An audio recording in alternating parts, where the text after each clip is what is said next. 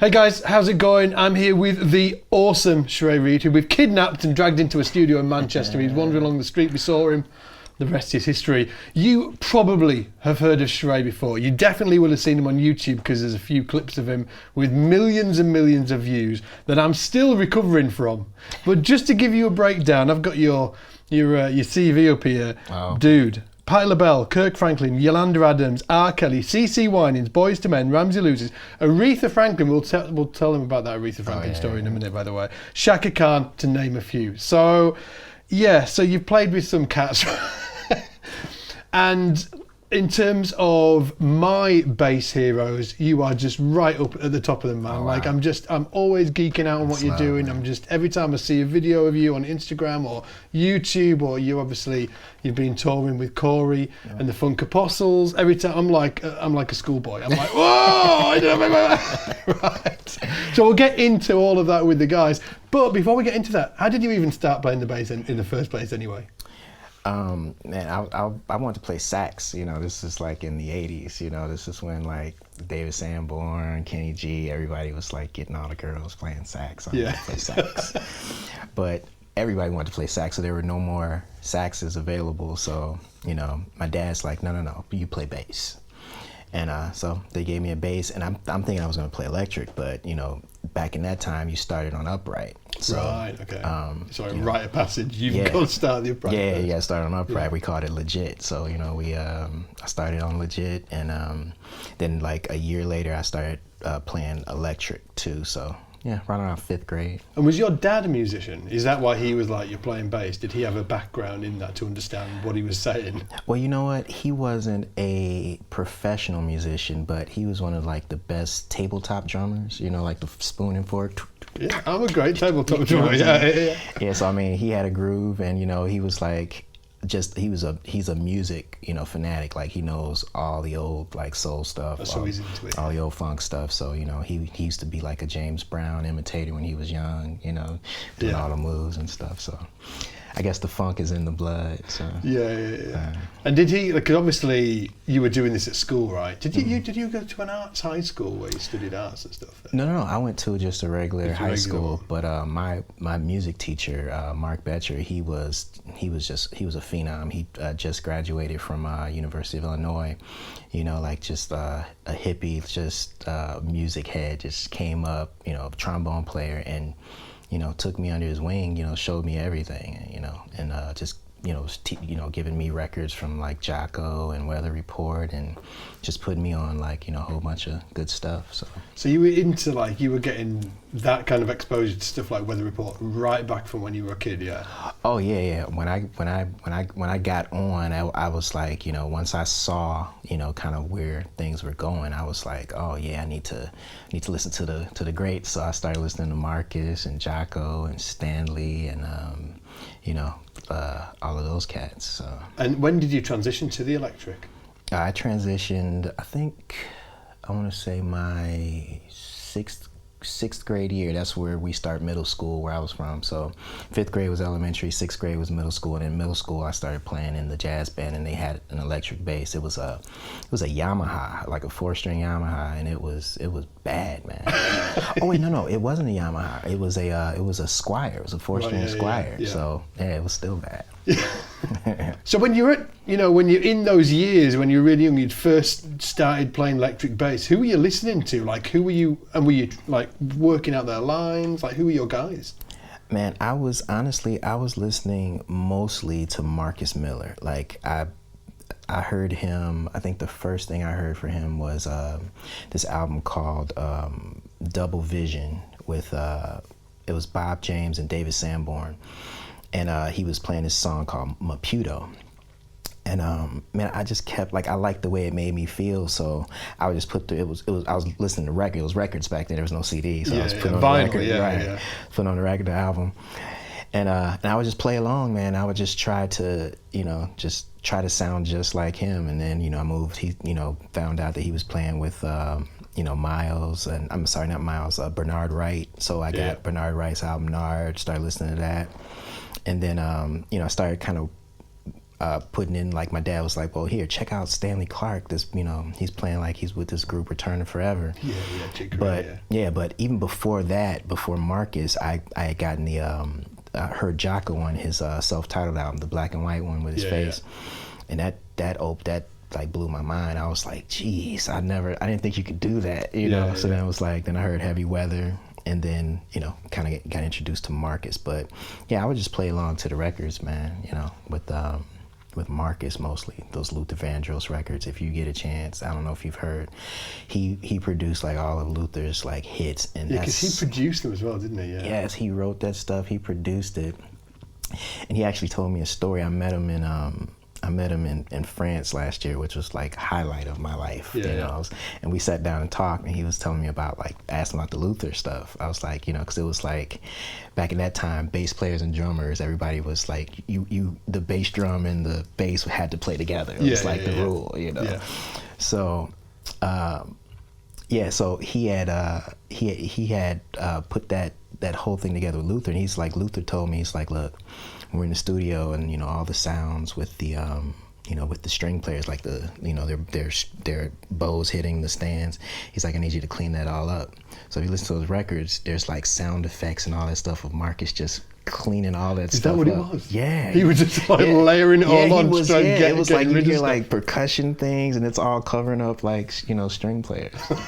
So creative. I was like, geez, man. I was going to say, how was he going to do that? Man, I'm telling you, but yeah, perfection at its best. But yeah, Marcus was probably like my biggest influence. Yeah. So like when you were in high school, you were like playing electric bass. You were still playing upright as well, weren't you?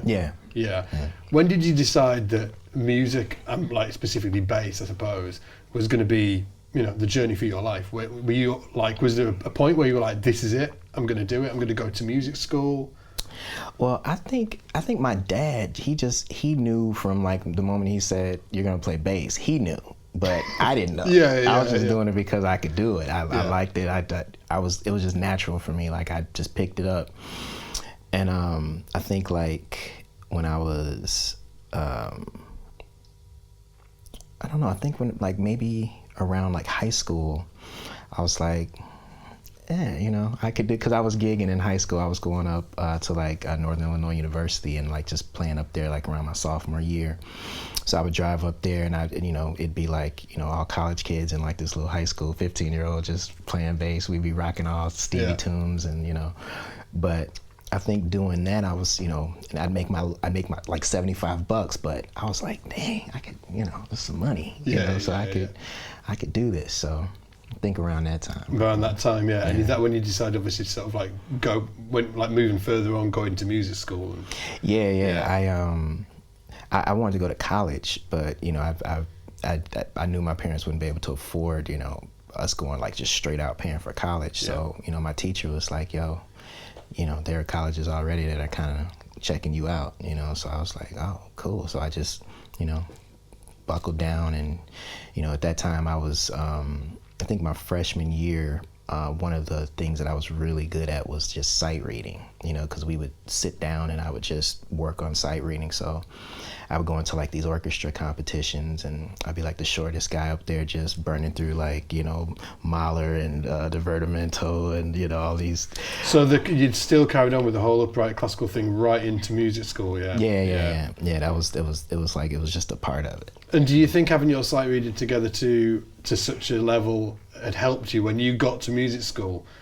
Having your sight reading together like that, do you think it was a great benefit? Oh yeah, that's what got me into music school. Is that what got you in? Yeah. When I went to do the auditions, they put the sheet music in front of me, and I was just like, you know, I was burning through it, you know, and it was like, they're like, wow, you know, because a lot of people, you know, they would read like, you know, like I mean, there's ways you can get through music, but, you know, some things you just have to like know, and those are the things that I kind of worked on, is the things that you have to know, like up in third position stuff, you know, like the 16th, the quarter, you know, those types of things that'll throw you off. I would specifically work on those, you know, and learned how to kind of read ahead so that I could, you know, not sound like I was reading music. Reading the actual measure that you were in at the time. Exactly. Yeah. So all those things. Hey, listen, we're going to be going back to the main video in just a few seconds, but quickly, I wanted to let you know that we have got a special SPL giveaway club that you are going to want to be a part of, because it's 100% free to join. Each and every month, we give away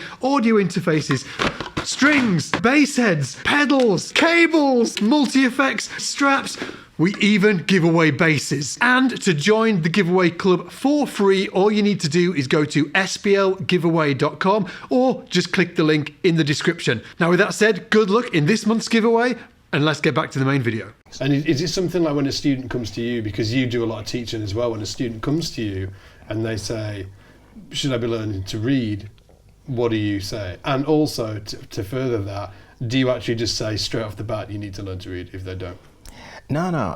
I'll always see where they're at with it, especially like nowadays, because when I was coming up, it was just like we were taught, there's jazz and classical, and it was like you learn jazz and you learn classical, and then everything else they didn't even really teach in school. It's just like you learned it at home, But nowadays I just tell my students, like, what are you into? What do you listen to? What do you like? How do you see yourself in the future? What kind of music do you want? What kind of musician do you want to be? And then once I see that, I kind of like direct them in that direction. Like, okay, well, reading music is definitely going to benefit you, because you're going to be in these situations, And I don't think I really tell anyone, though, not to read music, because I think it's, it's just like reading. It's helpful. Yeah, it's helpful. It's like yeah.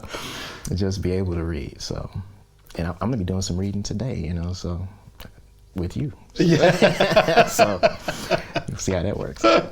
It'll be good, man. It'll be good. Yeah. And like when you were in school as well, like were you playing a lot? Were you in a lot of bands? What kind of bands were you doing? Obviously, I think of you and I just think of the Mondo gospel chops forever, and I'm like, was that happening then? And you were obviously a really great player in school as well, because we're going to get onto the Aretha Franklin story in just a minute. You don't get the call from Aretha Franklin in school if you're not absolutely killing it, right? So what kind of music were you playing in school? In high school or college? In college. In college, I was still doing classical and jazz. So I was playing in the orchestra, and then I was doing the top jazz band and the top combo. So I was doing both of those. And then I was also gigging on the weekend. So I had got hired by this, and this was actually pretty cool. I got hired by this, you guys call it function gigs. Yeah, we call them jobbing gigs in the States. So I got hired by this jobbing band called the Georgia Francis Orchestra. And what was cool about this band was it was like all the top jazz cats in the city. And we would sit there and we would do, so I was playing electric. So I guess, so for the cocktails or for like the ceremony, we'd play classical. So I'd be playing like Bach and I'd be playing like, Mozart and all this stuff on electric. Yeah. So, I was using my reading, and then they would transition over to like the top 40 stuff, so then I'd have my upright, and then, I'd switch over to the electric. So even in my gigging, I was still doing everything that I had been doing. So, it was a good transition. And then I'd also started playing for this smooth jazz artist, Brian Culberson, like as soon as I got into college. So it was like I was doing a lot of playing. Because he's like a big artist in his own right, isn't he? Yeah, like big artist in his own right. Yeah. And when did the Aretha Franklin call come? The first one. Right, exactly. So when I want to say when I was a freshman, I was, just like maybe halfway through school, I got a call from, I don't even remember who the call was from, but they were like, yo, can you go out with Aretha? I'm like, Aretha who? Aretha Jackson? No, like, Aretha Franklin.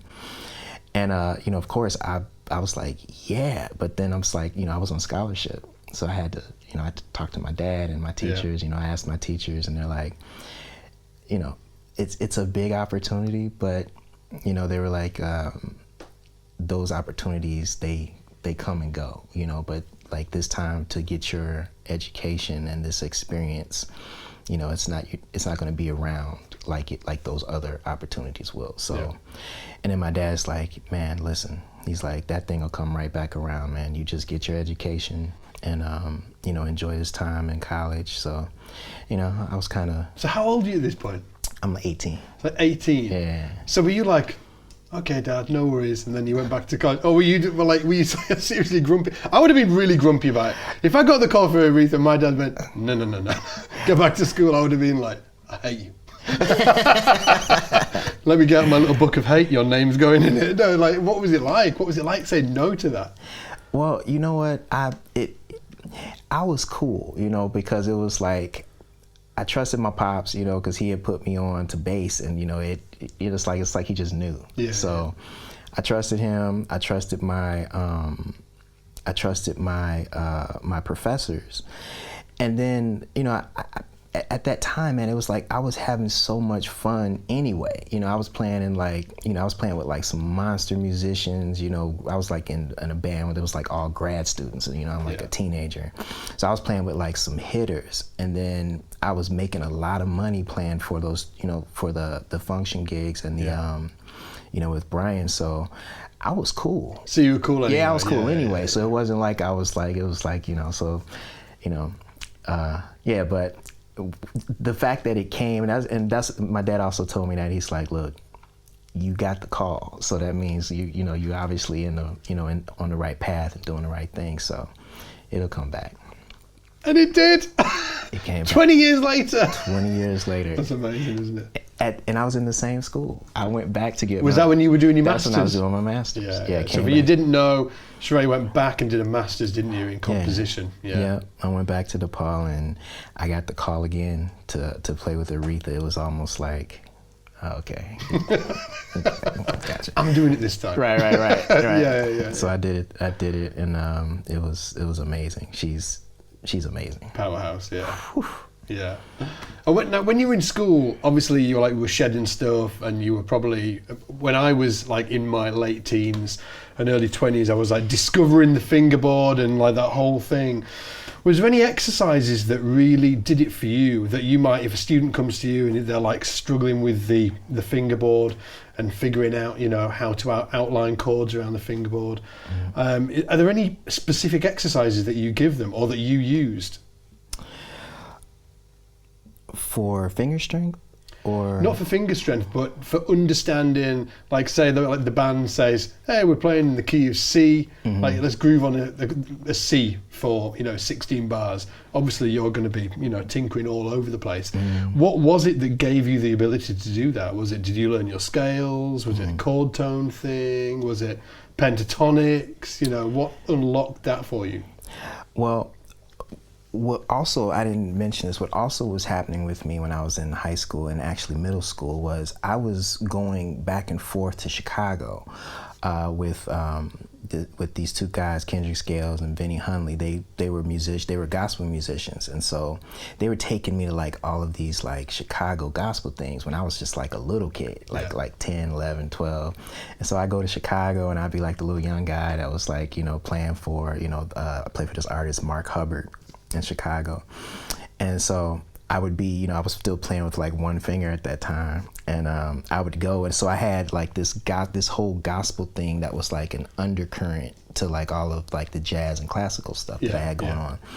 But I think as far as learning, you know, like all like, you know, just like the whole seventh chord, you know, church thing, diminished thing, that kind of came a little bit later, because, you know, with like the stuff that I was learning or the way that I was approaching music at that time was, you know, it was really straight. You know, I was doing like major minor, you know, natural minor, you know, harmonic minor, and, you know, so it was really straight.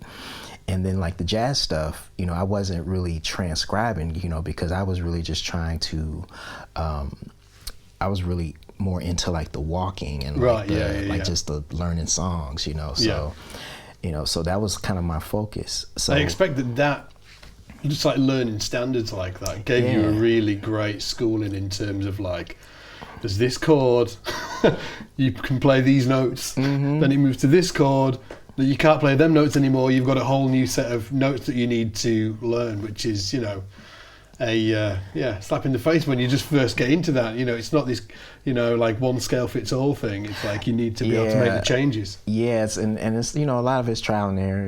It's like you play some stuff, and it's like back then, like it was like trial by fire. You'd go into like these jazz gigs, and like the leader wouldn't even tell you what he was playing. He'd just start playing ahead. Yeah, I've been there. And so so then you kick it off. Yeah, you look at somebody like, what's the tune? Right. Like maybe the keyboard player tell you the key. Yeah. So, but first time around, you just kind of like dead thumping. Just kind of walking on some in the key, and then you figure out, second time, it's like, if you don't have it by the third time, you just don't have it. So they normally take it out.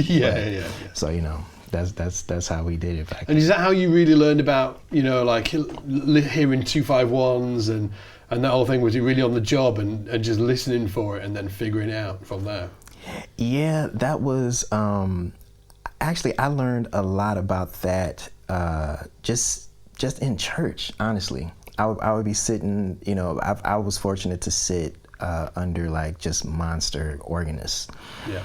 And, Terry Moore, Michael Davis, Leonard Maddox, Gerald Gray, all these cats from Chicago, they would be playing, and they would just tell me, just follow me, and so I would just have to follow if I didn't know the song, just like with the jazz, I had to follow their feet, follow their left hand. Yeah. And that's what I would do, and in doing that, it kind of gave me the position to kind of see how they move, because they would tell you, like, if they did something, they'd be like, okay, go to the two, go to, go one, throw up signs and stuff, and you just, right, exactly, right. For guys that don't know, like, downs are flats and ups are sharps. Yeah. And so, same thing, like trial by fire, and you just, you let your ear, or I would let my ear just kind of lead me, okay, this works, this doesn't. So. Yeah. And it's probably getting soaked. Like, how old were you at that point? Young. Man, no, well, actually, I was playing gospel, but I didn't really start to get it until like I started playing in like high school. I was playing with this guy, Cameron Blaylark. Me and him were like the two guys from our small town that were like doing it. So, we would.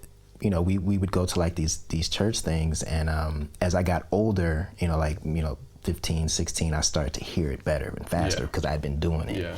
And so it just got better as I did it. And just so like you guys know as well, like a lot of songs, the chord movements are the same. Mm-hmm. So like when you played hundreds and hundreds of songs, you start seeing the same sequences or chordal movements. Yeah. Maybe not like B flat to E flat, but 2 to 5 or 1 to 6 happening over and over again. So once you've got those lines down, you can kind of plug in and play, can't you? And sort of like fill in the gaps. So that's why Shereé will have been like, even though, so you're watching those guys at hands, and they're saying it's 2 to 5 and 1 to 6 or whatever. Yeah. Once you've got that down in one key, you can actually start moving it around. So it is super useful, isn't it? No, absolutely. Absolutely. Yeah. And I suppose when you started learning jazz and standards as well, that education with the gospel thing going on would have really helped out, because it's the same thing for same chordal movements, in a certain way. Well, yeah, that was actually something that I found that was like that was really helpful, was that I was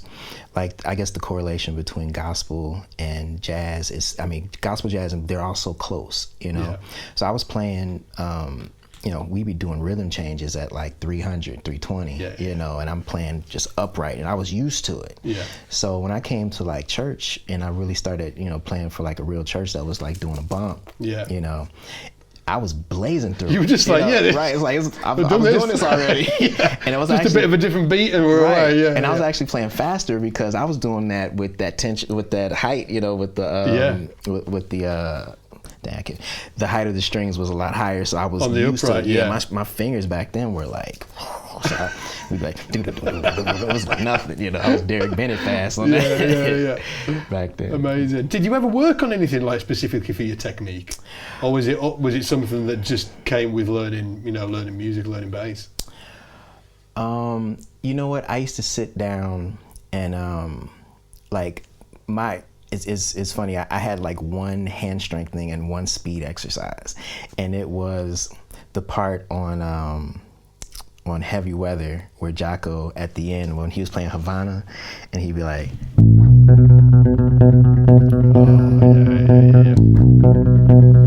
so I would just do that, and you know, when I first started, I couldn't do it. I'd be like, da, da, da, da, da, da, da, my hand would die. And so I would just keep doing it. And then, you know, after a while, my fingers would just get it. So that was my hamstring. I always knew that I was where I could play if I could play that. I love that too. You know, I love it too. It changed my life. Exactly. That's how I learned hand speed.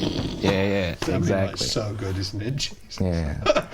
And in terms of your groove as well, like for me, I just like love your time feel, love your placement, like that. I could listen to, you know, anybody could put on a tune of, if you're playing on it, I know it's you. Just like mainly, to be honest with, to do with your, like your placement of the note and the groove. Is there any like things that you worked on in the past in terms of your groove and your time feel, specific exercises that you've done? Well, for groove, I've always just played groove music. You know, it's like I would play James Brown records just over and over, and I would play 2 James Brown records just over and over. You know, and you know, Sly Stone and, you know, Meters, Tower of Power, you know, and I would just do that. You know, even with Rocco, like when he was doing What Is Hip, you know, that's how I learned, you know, how to just do like, you know, how to keep like those steady rhythms going, you know, because he was like a clock, you know, so. Yeah. But that's how I learned groove, you know. So just like playing with music and like soaking up their feel. Basically, sort of like trying to emulate their feel. That's what I try and do, you know. Play with people that are just killing it and try and soak up a bit of what they've got. Exactly. Did you, with the Rocco thing, because you do a lot of left-hand muting as well, don't you, where you actually put it's like the middle ring and pinky over the actual strings, don't you play? Did you originally get that from like somebody like Rocco, or was it somebody else that saw doing it? And show the guys what I mean, because it's probably best if they see you do it. Well, when there was a period of time where I was doing more. I wasn't doing like the muted technique. I was doing just straight, like, you know, line stuff like Jocko. That was kind of like my thing. And then I think like around like maybe 2000, right around like maybe 2000, in the 2000s, like 2003, something like that. I just started hearing a different sound. You know, it's like I wanted something that was a little bit less ringy, something that was more concise, you know. And so I just started fooling with, you know, like just different muting techniques. So I had learned this one, like the right hand palm joint from Marcus on those Luther records. I couldn't play fast enough like this, so I started to see if I could incorporate a muted technique with my left hand. So I just have like a, you know, I would just use my fingers to deaden the strings and, you know, do it that way. So it was kind of like a mix between that and this, you know, you know, just trying to achieve what I was hearing in my head and what I was feeling, you know. And I think I kind of morphed over like around that time, and it just felt good to me. It sounded good to me. So. Yeah, that bass sounds killing, by the way. Tell us the story about the Fodera, because we were talking about it before, and then we were just like, actually, let's stop talking now. We'll do it for you guys so you can clock it. So, first of all, I have to admit that I did not think that there was a better bass or a better sounding bass than the Fender. And that's only because I've played it my whole life. Yeah, because you've got that jazz, the jazz bass. I've seen you play a million times. I literally played like 2 basses my whole life. I had a 96, anniversary edition that they came out with, and it was just a standard. It wasn't active, so I played that for like maybe 10 years, and then I played the red one, the American Deluxe. That's on 97. I played that for like 15 years, and that bass was just, I love that bass. It sounds killer. And you got a different scratch plate for it. See, I'm a proper fanboy. I'm not messing. You got a different scratch plate for it. Oh, I'm stalking you. Yeah. So and then what happened? I had like 3 on there. And I had the mother of pearl, then I went to the fire, and then I went to the wood joint. Yeah. So I was at a rehearsal in Chicago, and I had a sub coming in for me. This guy, Rainier Brooks. His dad is Dave Brooks, probably one of the finest groovers I've ever heard in my life. Yeah. May he rest in peace. But he gave his bass to his son, so his son plays bass. So he was coming in to sub, and I was trying to show him a line. So I went and picked up his bass, and I played. It was a Fodera. And it was like, had the big thing that comes up here. It just looked like a monster. Oh, the little piece, whatever that is. Yeah. I was like, okay, so I single cuts, that one they're called, isn't it? Is that what it's called? Because it's only got one cutaway, isn't it? Yeah. So, just in my arrogance, I'd seen basses like that, and I'm like, it's nothing. If it doesn't look like a Fender, it's nothing. Yeah. Man, I played 3 notes on that bass. I was like, God, I have to have I mean, I had never literally 3 notes, and it just filled the whole room with sound. I was like, so I made a note in my heart. I was like, okay, I got to get one of these. Yeah. So I actually, maybe a couple years later, I wrote Vinny and Joey, I wrote them a letter, email. And I was just telling them just how much I love their basses, and how I would love to have them. I was ready, because I couldn't get any more out of my Fender. So I wrote them this letter, and they wrote me back. It was a guy, Phil that was working there. He hit me back, and he's like, man, they got, the guys got your letter, and they want to meet you. So I went out to New York, and I met with the men, the guys, the legends, and they're like, yo, we want to make you a bass. So they made me this bass. They put like the matching, the matching thing at the top, and I wanted it in the style of like the like the Fender, because that's what I know. Yeah. And man, when this bass got to my house, I literally plugged it in, and that was the last time I played my red Fender. Oh no! Do you feel guilty? No. Have you got no? I always get like bass guilt. Like I've got some like dusty ones in the corner. I'm so sorry. But she knew though. It was like when it was time. Yeah, she knew. She was like, okay, I can't even fool with that. I did my thing. Yeah, the first time I saw you playing this one was actually you recorded. There's like a YouTube of you. Playing with a Wayne Krantz track. That was and I did that because because of this bass and Anthony Jackson. I'm like, my first one out the gate's got to be Anthony joint. Yeah, exactly that. Yeah, was Anthony a big influence of yours back in the day? He became, man, like I didn't realize how much he was. Man, I think it happened in college. It was when that Dave Weckl, what was that, Master Plan came out. Yeah.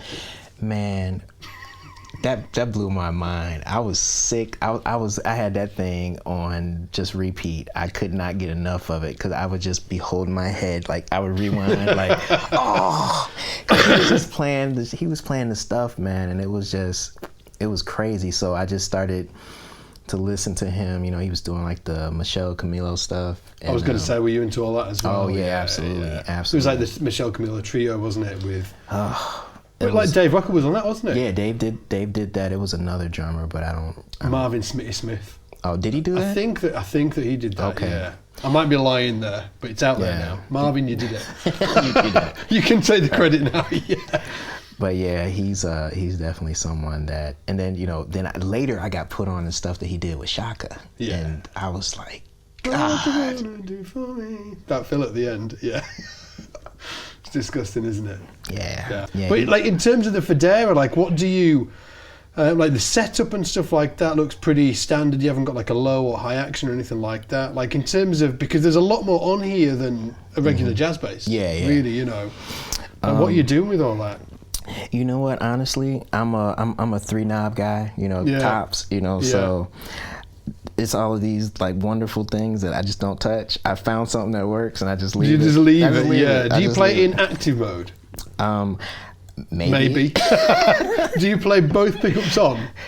Sometimes. I know. Which do you prefer? You know that much, yeah. Yeah. Well, do you ever use the bridge pickup on its own? Well, first of all, let me just kind of go through what I know. I know that when these two are pointed that way, it makes me happy. this is like a tone. This is my kind of thing. 'Cause I'm exactly like this is like a tone, like this like a tone knob, I think. So I think this might be like has something to do with like the active thingamajigs, and then I'm making up words as I go. So this is like treble, this is bass. I keep those kind of like twins, you know, they just kind of sit a little bit over middle. Okay. And this is the pickup control. I don't know, it's like I like when I'm funking, I like it like both of them on. Yeah. When I'm doing like, you know, more fingerstyle stuff, I put it just past middle towards the back. Okay. Yeah. And then wait, so this is volume. I don't know, what is tone right here? Tone and volume. So. And do you ever touch the tone, or is it always just wide open? No, I just like it's weird. It's like they have like there's these little circles where the little hex key goes in. Okay. I look at those as like little, like they're little mouths. So it's like the little tone mouth is looking at me. I know where he's supposed to be looking at me, like right around here. So it's, you know, it's kind of, this is my little thing. I just visually, it's like I know, okay, you're supposed to be here. If somebody's looking the wrong direction, I'm like, come back here. Come back here. So I get it together. Wicked. And in terms of like amps, what do you use? Gallion Kruger. Yeah, man, I swear by it. Like that, man, they make a great amp, man. Like, I mean, I don't know. Even was it the 700 top you use? Or? I use a RB 1001, and usually, if I can get two 410s, I'll do it. But usually the 1 410 is plenty. Yeah, they're super loud, right? Yeah, it's got a good bottom, but it's got like at the bottom of the bottom, it's almost like a fist. It's just like, so it's not just flat. It's got like a real tight bottom end as well, isn't it? Yeah, I like that. Dude, thank you so much for coming along. Man. You've been absolute dude. Okay, so we thought it'd be cool, because we're all obviously talking about reading, to show that you can read all the dots, or there can be an interpretation as well. And we were talking earlier, and obviously like Shereé's got his own voice, so he might be handed a piece of music and he might look at certain things on that piece of music and think, well, these need to be played, but other than that, I can do my own thing. Like, how do you make that decision? Looking at this piece of music now, Shereé, like, what are the first things that you're looking out for? And just to let everybody know, like, we didn't send this to Shereé yesterday. This is like truly like just, you know, we've thrown it in front of him. What are you looking for? I guess first thing I'm looking for is the key, you know, just kind of seeing like, you know, just a regular like tempo, key, time signature. And then I'm looking to see if there's like, you know, any type of repetition. And then if there is, then, you know, it makes it easier for me, because then I see that whole, you know, like I see the first 4 bars, that's like, it's repetition, so I don't have to think about that. I don't have to think about the next 4 bars. So then I really start, you know, seeing what else is happening. So I see the bridge or whatever the change is, and just kind of look at the chords, just see, you know. I was going to say, when you're looking at it, are you looking at the chord structure along the top of the actual measures, or are you actually looking at the notes as well? Well, no, I looked at the notes up top, so I kind of got a feel for what the song is. You know, it's like a 12/8, you know, thing. And so now I'm just looking at colors, like, okay, I got the feel, so if I'm going to start doing stuff, like I'm looking at the chords to see, okay, what am I going to do it over, you know, making sure I'm not playing, you know, major over minor, you know, those types of things. Yeah. And then, you know, just looking for repeats and stuff. Like normally if I were doing this chart or reading this, I would just do like a quick circle over the repeat section, so I make sure I don't miss them. Got you. Right here. Yeah. And then if there's any like DS or anything like that, you know, I'll circle those, but it doesn't seem like there is. Like landmark things that if you miss it, the train might come off the tracks. Kind of thing. Yeah. So, and in terms of like when you're looking, like in your mind, are you thinking, oh, I could use that type of scale on this section of the piece or anything like that when you're looking at it? Or is that more intuitive as you're going along? Yeah, well, I think it's a little bit of both. Like I know that for the first part, you know, like the first set of everything before it repeats, I'm just trying to play the song. Like I don't want to, because I want to establish it first. Yeah. I don't want to start thinking about doing anything too much. If you know, if we were doing like a session, And then, once I see that everything has kind of had its, introduced itself, now I'll start to think about, okay, what can I play over this? Or how would I move going from this to this? From one chord to the next. Right. Yeah. Like this, like there's a chord, it goes from, where was it? Okay, it's like A7 sus4 to the F sharp minor 7 to the F major or the F triad. Yeah. So going from the F sharp minor 7, I would be thinking about just how I'm gonna get, when I'm gonna start melding into F major. Moving down that semitone. Yeah, exactly. Yeah. So things like that. And what about like a sus chord like that? Like what would you do on something like that? Well, when I see a sus chord, I automatically start thinking, like if I see an A sus, I start thinking G over A. That's what I think. Yeah. And so then I'll do like whatever I'm playing over G, not really over A. So it'll be, and then I'll throw that D in there. It's kind of confusing though, because it's A7 sus 4. Which is kind of, you got that 3 and that 4 rubbing. So Yeah. So it might semitone clash. Yeah. So what I would do on that is I wouldn't play. I would just stay on the A and just kind of fifth it, just so I can hear. So you can look at it and just see what's going on. What the chord is, right? Yeah. So I wouldn't like commit to that one yet. So like just see, because it could be a typo, or I just want to, or it could just be like what the chord is. But I'd wait on that one. Yeah. So. Should we give it a bash? Yeah. Let's give it a run.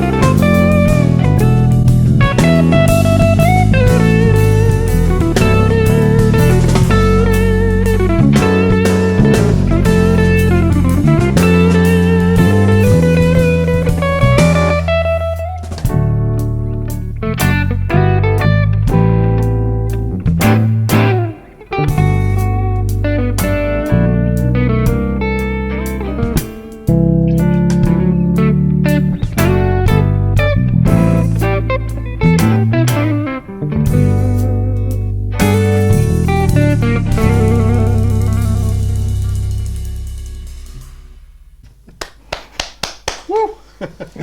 That was ace, man. Yeah, I think that was great.